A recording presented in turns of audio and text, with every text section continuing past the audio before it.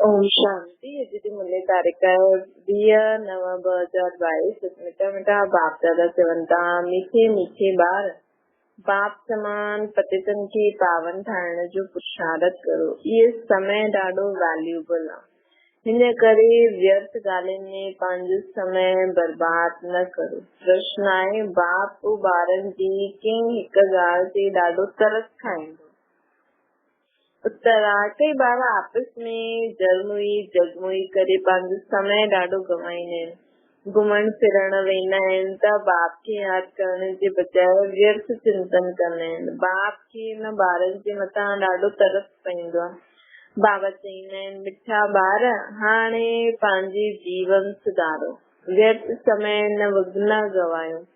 तमो प्रधान खां सुतो प्रधान ठहण जे लाइ सच्चे दिल सां बाप खे युक्त यादि करो, लाचारी यादि न करो। ओम शांति। ॿार बि सम्झदा हूंदा ज़रूर कि भॻवान असांखे पढ़ाए थो। असां ॾाढा पुराणा स्टूडेंट आहियूं। हिकु ई टीचर वटि कोई बि पढ़ंदो न आहे। 12 मास पढ़ंदा, पोइ टीचर बदिली कंदा आहिनि। हिते इहे मुख्य टीचर बदिली न थींदो। जॾहिं खां बाबा आयो तॾहिं खां ई पढ़ाए थो। हर 5000 साल में हिकु बार हिन टीचर सां पढ़णो ई आहे।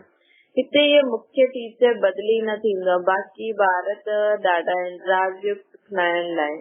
हिक सां त कमु हली न सघे। शिव बाबा जे अलावा बाक़ी सारा ॿार ॿिया बि आहिनि। पावन ठहण लाइ केतिरा ढेर सॾु कंदा आहिनि, हिक खे सॾु कंदा आहिनि। पावन ठाहिण वारो हिकु ई टीचर ठहरियो। वंडराज पतित पावन खे सॾु कंदा आहिनि, सम्झदा कुझु बि न आहिनि। द्रौपदी बि पुकारीन कि असांखे इहे नंगन था करनि, रक्षा करो। अधु कलाक तव्हां पुकारदा आया आहियो। चयो तव्हां सभु ही पुकारदा आहियो न? बाबा पुछे थो। द्रौपदी जो मिसाल ॾिनल आहे न। पतितनि खे पतित त सॼी दुनिया आहे। पतित ऐं पावन राति ॾींहं जो फ़र्क़ु आहे। पतित आहे पत्थर बुद्धि। बाप अची करे सभु विकारनि सां घृणा कराईंदो आहे। आत्मा सम्झदी आहे कि मुंहिंजी आत्मा जो इहो शरीर पतित आहे। तव्हां बि सम्झदा आहियो इहो शरीर पतित आहे। जंक लॻल आहे। जेके पावन फर्स्ट क्लास शरीर हुयो उहो सॼे विश्व ते राज्य कंदा हुया। हुननि खे चईंदासीं पारस बुद्धि। पत्थर बुद्धि ऐं पारस बुद्धि जो गायन बि भारत में थींदो आहे न। त ॿारनि खे ख़्याल करणो खपे कि हिन पतित भारत खे पावन कीअं ठाहियो। परंतु नंबरवार सर्विसेबल के ये ख़्यालात ईंदे हूंदे नंबर 1 सर्विसेबल के ख़्यालात ईंदा हूंदा। पतितनि खे पावन ठाहिण जो पुरुषारत कंदा हूंदा। बाप जो पहिरियों फर्ज़ ई आहे। बाप ईंदो ई आहे सुतो प्रधान ठाहिण लाइ। त जेतिरो बाप खे हुनो आहे ओतिरो ॿारनि खे बि हुजणो खपे। बाप चईंदो आहे, मां तव्हांखे पाण खां बि ऊच ठाहियां थो। तव्हांखे ख़्यालात बि जास्ती हलणा खपनि। तव्हांजा सर्विस जा ख़्यालात बि जास्ती हलणा खपनि। मूंखां बि जास्ती सर्विस तव्हां ॿार कंदा आहियो। बाबा थोरी 3-4 घंटा वेही सम्झाईंदो आहे। प्रदर्शनी आदि में बाप ॿारनि जी महिमा कंदो आहे, परंतु उहो ख़ुशी उहो योग कम दिखाई में ॾींदो आहे। इन करे बेहद जो बाप जो हिननि द्वारा पढ़ाईंदो आहे उहो सभिनि खां नज़दीक आहे। एतिरो हिकदमि नज़दीक बाप दादा कॾहिं ॾिठो? मुख्य आहे ही आत्मा निकिरी वञे त शरीर कोई कम जो न रहंदो आहे। मनुष्य जे शरीर जी कोई वैल्यू न रहंदी आहे, कोई कम जो न आहे, राख थी वेंदो आहे। जानवर आदि जी हड्डी बि कम में अची वेंदी आहे, चमड़ी बि कम में ईंदी आहे। मनुष्य जो त कुझु बि न ठहींदो आहे।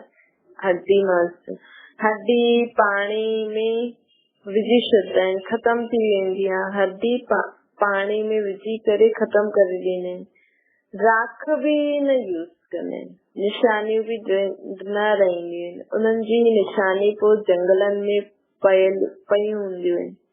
ॾिसो, जानवर मरी वेंदा आहिनि, सड़ी उन्हनि जी राख ठही वेंदी आहे। त उहो बि केॾो राख ठही वेंदी त धरती बि उपजाऊ थी वेंदी आहे न, मतिलबु सुठी थी वेंदी आहे।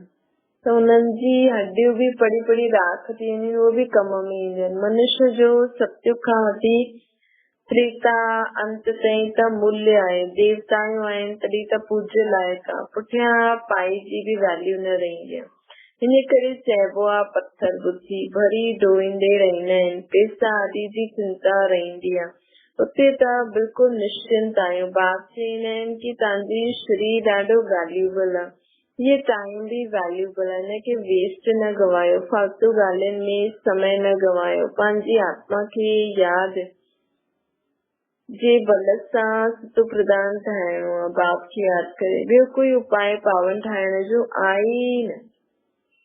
हिकु ई शास्त्र में भॻवान वाचा आहे जंहिंखे चईंदा आहिनि श्रीमद भगवत गीता। त बाप चए थो अचो कंगाल ॿार मां तव्हांखे सिरताज ठाहियां, तव्हां बि सम्झंदा आहियो बरोबर असां कंगाल आहियूं, भल ॾाढा धनवान आहियूं, पद्मा पदम पति आहियूं, उन्हनि जे फोटो नाम आदि निकिरंदा आहिनि। तव्हां ॿारनि में बि नंबरवार धनवान आहिनि।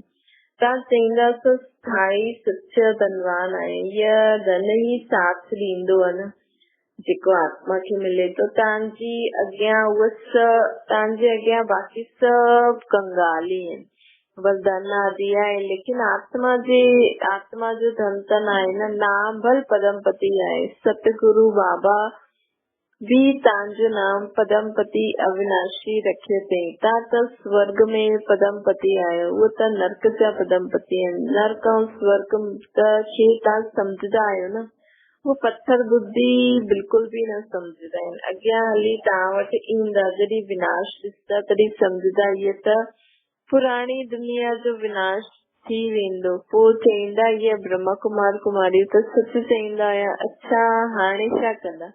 कुछ करे न सघंदा, पैसा आदि हिकदमि जली करे खत्म थी वेंदा। बॉम्ब आदि किरंदा आहिनि त मकान जायदाद आदि सभु खत्म थी वेंदा आहिनि, शरीर भी खत्म थी वेंदो आहे। इहे त तव्हां ॾिसंदव ॾाढो भयानक सीन अचण वारो आहे। हुन समय ज्ञान में अची न सघनि, हाणे इहे भॻवान भी सम्झाए थो। ॿार ॼाणदा आहिनि असां आया आहियूं भॻवान सां पढ़ण, तव्हां केतिरा तकदीरवान आहियो। इहे भी सभिनि खे निश्चय न आहे। निश्चय हुजे त भॻवान सां छो न पढ़नि।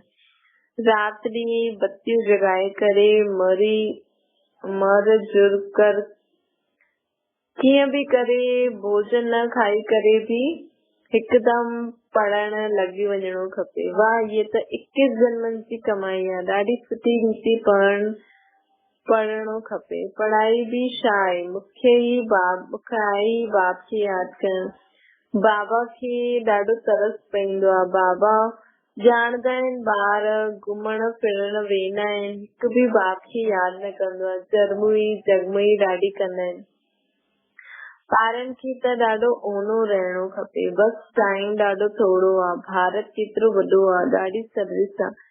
पहिरियों पंहिंजे जीवन खे सुधारो। बाबा ॾाढो बार चईंदो आहे ॿार जगमुई न करो, इहा ॻाल्हियूं छॾे ॾियो, पंहिंजो जीवन सुधारो। सभिनि खे आपस में बाक़ी माण्हू त सभु आपस में लड़ी करे मरी वेंदा। ड्रामा जी भावी अहिड़ी आहे, तमो प्रधान खां सतो प्रधान ठहिणो ई आहे। सतो प्रधान त टाइम त लॻंदो आहे न। पंहिंजी दिलि सां पुछणो आहे कि असां केतिरो समय बाप खे यादि कंदा आहियूं। सच्चे दिल सां ॾाढो प्यार सां युक्त यादि कोई 5 मिंट भी मुश्किल सां कंदा आहिनि। ॾाढो लव सां यादि कबो आहे। बिगर लव कॾहिं कंहिंखे यादि न कबो आहे।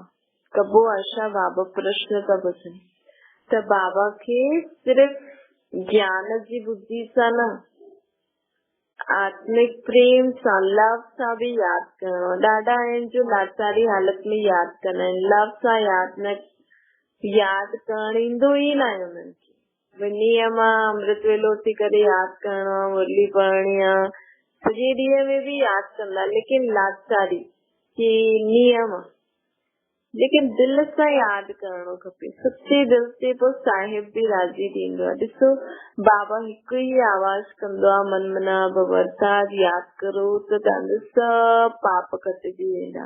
असां ई तव्हांजा दोस्त आहियूं न, बाक़ी त सभु दुश्मन आहे। तव्हां हिक ॿिए जा बि दुश्मन आहियो न, ॾाढा आपस में लड़दा झगड़दा आहिनि। त दोस्त कीअं ठहरिया? बाप चए थो अगरि आत्मा भाव आहे सम्झो त दुश्मनी सॼी ख़तम थी वेंदी।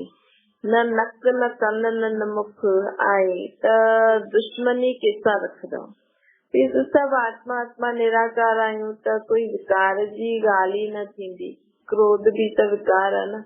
दुश्मनी रखण अर्थात इहो बि आसुरी संस्कार आहे। शरीरनि खे ॾिसो ई न, तव्हां बि आत्मा उहो बि आत्मा, त दुश्मनी निकिरी वेंदी न। ॾाढी महिनत खपे, हिन में महिनत खपे। बिगर महिनत कुझु मिलंदो आहे छा? हुन पढ़ाई में बि केतिरो मथो मारदा आहिनि। सहज बि आहे। बाप चए थो सिमर सिमर सुख पाए। इहे त ॼाणदा आहियो कि भक्ति मार्ग में सिमर सिमर सुख दुख पातो, सिमर सिमर दुख ई पातो। जेके सिमरदा आहिनि हुननि जे ऑक्यूपेशन खे ॼाणदा आहिनि। केतिरनि खे सिमरदा आहिनि, हनुमान खे, गणेश खे। हिकु आहे सिमर सिमर सुख पायो, ॿियो आहे सिमर सिमर दुख पायो। छो जी भक्ति राति आहे न, शिव बाबा जी राति थोड़ी थींदी आहे। राति में धक्का खाईंदा आहियूं। पहिरियों नंबर में इहो ब्रह्मा धक्को खाईंदो, हुन सां गॾु पोइ तव्हां ब्राह्मण बि साक्षी हूंदा आहियो। ब्राह्मणनि जो सॼो कुल आहे न, जो बि ब्राह्मण ठहींदा आहिनि उहे अची करे सुख पाईंदा आहिनि, सिमरदा आहिनि। सिमरण सां त यादि करण सां सुख पाईंदा आहिनि। तव्हां सभिनि खे चईंदा आहियो कि शिव बाबा खे यादि करो त पाप कटिजी वञनि। तव्हां हिकु बाप खे सिमरन कंदा आहियो। मनुष्य त अनेकनि खे सिमरन कंदे कंदे पापात्मा ठही वेंदा आहिनि, सीढ़ी उतरदा रहंदा आहिनि। हाणे तव्हां हिकु बाप खे यादि करो अर्थ सहित। हाणे बाबा चए थो तव्हां मूंखे यादि करो अर्थ सहित। बाप चए थो मां आयो ई आहियां वरतो ॾियण, पावन ठाहिण आयो आहियां। अर्थ आहे न शिव बाबा पतित पावन। इहे कंहिंखे बि पतो न आहे। कोई अची करे ॿुधाए त सही कि कीअं अची करे पावन ठाहींदो। तव्हां वटि हिते वेठा बि पूरी रीति ॼाणदा न आहिनि। माया बुलाइण में कोई कम थोड़ी आहे। तव्हां ख़ुदि चईंदा आहियो बाबा असां यादि कंदा आहियूं, माया बुलाए ॾींदी आहे। बाप चए थो वरी तव्हां बाबा खे यादि न कंदव त वरतो कीअं मिलंदो? बाप जे सवाइ कोई वरतो ॾेई न सघे। जेतिरो बाप खे यादि कंदो ओतिरो वरतो ऑटोमेटिकली मिलंदो। सिधो सम्झाईंदा आहिनि राजे जी स्थापना थी थिए, उनमें सूर्यवंशी बि ठहींदा आहिनि। केतिरा मनुष्य जा कन नक आवाज़ कन ताईं आवाज़ पहुचणो आहे। केतिरे मनुष्यनि वटि कननि ताईं आवाज़ पहुचणो आहे। बाबा चईंदा आहिनि ॿार मंदिरनि में वञो, गली गली में सर्विस करो। बाबा जे भगत देवताउनि जे भगत जहिड़े मंदिर व सत्संग में वेठा रहंदा आहिनि, उते वञी करे उन्हनि खे सम्झायो। बुद्धि काथे न काथे धंधे डोरी मित्र संबंधी आदि तरफ़ दौड़दी रहंदी आहे, पोइ धारणा कुझु न थींदो। हिते बि ईअं आहे न, कुझु बि ॿुधदा न आहे। बाबा चईंदा आहिनि ॾिसो जीअं मुंहिंजे भक्तनि खे ॿुधायो देवताउनि जी। बाबा चए थो ॾिसो जीअं भक्ति मार्ग में बि न मंदिर सत्संग में माण्हू वेंदो आहे, ॿुधंदो आहे, लेकिन बुद्धि सां हेॾे होॾे भटकंदो रहंदो आहे। हिते बि बाबा जा कई ॿार अहिड़ा हूंदा आहिनि, कुझु ॿुधंदा ई न आहिनि, खुटका खाईंदा रहंदा आहिनि, बाप खे ॾिसंदा न आहिनि। अरे ए बाप खे केतिरो न सुठी रीति ॾिसणो खपे। साम्हूं टीचर वेठो आहे, बाप चईंदो आहे मां हिन कर्मनि जे द्वारा तव्हांखे पढ़ायां थो। आत्मा पढ़ंदी आहे न, बाप आत्माउनि सां ॻाल्हाईंदो आहे। अख कन नक आदि पढ़ंदा आहिनि छा? पहिरियों पढ़ण वारी आत्मा आहे। दुनिया में कंहिंखे बि पतो न आहे। ईश्वर जी देह अभिमान आहे न, आत्मा में सभु संस्कार हूंदा आहिनि। बाप चईंदो आहे आत्मा खे ॾिसो, केतिरी महिनत जी ॻाल्हि आहे। महिनत बगैर विश्व जा मालिक थोड़ी ठहींदा। महिनत कंदा तॾहिं विश्व जे मालिक ठहींदा। वंडर त ॾिसो कि बेहद जी पढ़ाई पढ़ाइण वारो बेहद जो बाप राजा खां रंक ताईं हिते ई ठहिणो आहे।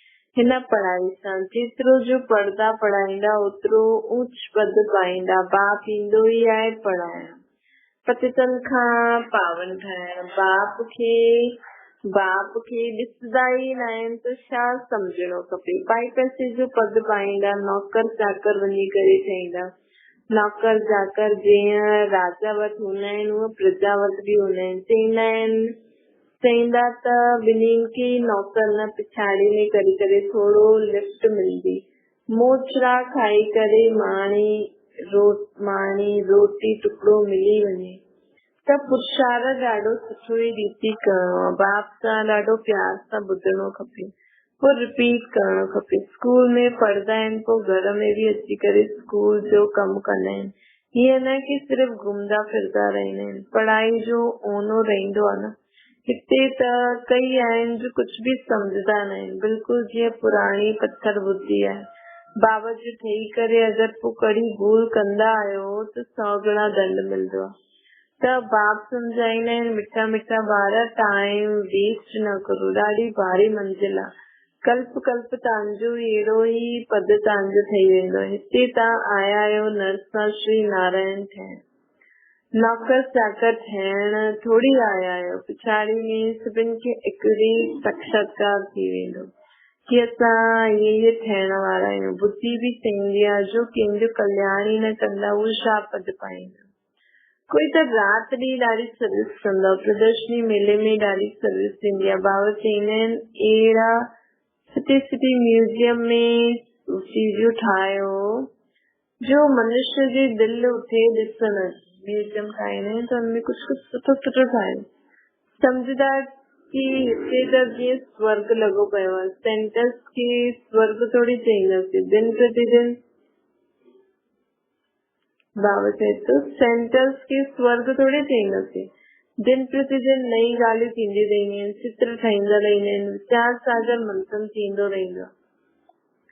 सम्झाइण लाइ चित्र आदि हूंदा आहिनि। मनुष्य सभी बाबा हाणे मनुष्यनि खे दैवी गुण वारो थो ठाहे त आत्मा बि नई, शरीर बि नयो मिलंदो आहे। नयो माना नयो कपिड़ो नयो कपिड़ो मिले, पोइ पुराणो थोड़ी पाईंदासीं। पुराणो त वैसे ई जली वेंदो हिते। भगवान ईंदो आहे त जरूर कमाल करे ॾेखारींदो आहे न। भगवान आहे ई स्वर्ग जी स्थापना करण वारो। अच्छा मीठी मीठी शुक्ले जे ॿारनि प्रति माता पिता बाप दादा जो यादि प्यार और गुड मॉर्निंग। रूहानी बाप जी तो सभिनि रूहानी ॿारनि खे नमस्ते। तव्हांजी बि रूहानी माता पिता बाप दादा की यादि प्यार गुड मॉर्निंग और नमस्ते। धारणा जे लाइ मुख्य सार बाप जो ॿुधाईंदो आहे हुनखे ॾाढो प्यार सां आत्म अभिमानी थी करे ॿुधणो। साम्हूं वेही करे बाप खे ॾिसंदा रहो। गुटको न खाइणो आहे, पढ़ाई में रुचि रखणी आहे। भोजन त्याग करे भी पढ़ाई जरूर करणी आहे। ॿियो आहे हिकु बाप खे सच्चो दोस्त ठाहिणो। आपस में दुश्मनी समाप्त करणी आहे। असां आत्मायूं भाउ भाउ आहियूं, ये अभ्यास करणो आहे। शरीर खे ॾिसजे हुए भी न ॾिसणो। सभु आत्मायूं भाउ। वरदान आहे लाइफ स्वरूप जी स्मृति द्वारा व्यर्थ जे बोझ सां हल्को रहण वारा तीव्र पुरुषार्थी था। बाबा चए तो जो पंहिंजी निजी लाइफ स्वरूप जी स्मृति में रहंदा आहिनि न, उन्हनि में व्यर्थ खे समृद्ध में परिवर्तन करण जी शक्ति हूंदी आहे। उहा व्यर्थ समय, व्यर्थ संग, व्यर्थ वातावरण खे सहज परिवर्तन करे डबल लाइफ रहंदा। साथ साथ ब्राह्मण परिवार जे संबंध में, सेवा जे संबंध में भी हल्का रहंदा। उन्हनि जो रिश्तो कहिड़े भी पुराणे संस्कार व संसार सां न हूंदो। कहिड़े भी देहधारी व्यक्ति या वस्तु जी तरफ़ उन्हनि जी आकर्षण न थी सघे। अहिड़ा तीव्र पुरुषार्थी ॿार सहज ई फरिश्तेपन जी स्थिति खे प्राप्त करे वठंदा आहिनि।